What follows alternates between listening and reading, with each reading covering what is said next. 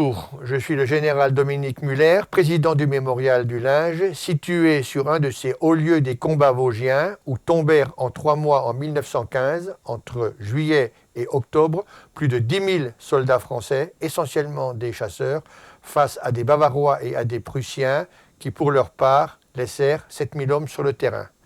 Nombreux sont encore les poilus qui reposent en cette terre et dans nos forêts. C'est pourquoi cette forteresse, bâtie par les Allemands, fut le tombeau des chasseurs, appellation donnée par les Allemands eux-mêmes lors des assauts. Au cours des 7 mois d'ouverture du site, les bénévoles que nous sommes accueillent de l'ordre de 55 000 personnes, dont à peu près entre 8 et 9 000 enfants encadrés par leurs professeurs. 1914-1915, ces années de la Première Guerre mondiale sont bien connues pour les combats meurtriers marquant l'avancée allemande vers Paris, l'épopée des taxis de la Marne, la bataille de la Somme, la course à la mer, etc.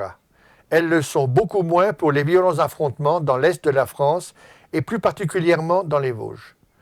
Afin de reconquérir l'Alsace plus rapidement et pour éviter que les armées françaises et britanniques ne soient prises à revers, cette partie de la France devait servir de point de départ puis de rempart face aux armées allemandes. C'est ainsi que les sommets vosgiens furent l'objet de très violents et meurtriers combats fin 1914 et en 1915. Ce furent d'ailleurs les seuls combats de montagne en France, avec toutes leurs spécificités. Les rigueurs du climat, les assauts sur des pentes escarpées et dans des forêts déchiquetées par l'artillerie, l'approvisionnement et la logistique particuliers au climat et à la géographie, l'emploi des chiens, de traîneaux pour l'hiver, etc. Afin de ne pas oublier le sacrifice de ces jeunes Français, pour la plupart âgés d'une vingtaine d'années. Nous avons construit une extension à notre musée destinée à exposer les témoignages et les objets que nous continuons de recevoir. Nous envisageons également la réalisation d'un film d'une quinzaine de minutes pour accueillir nos visiteurs, et plus particulièrement les jeunes, afin de resituer cet épisode dans un contexte géostratégique plus vaste et un environnement proche, plus concret.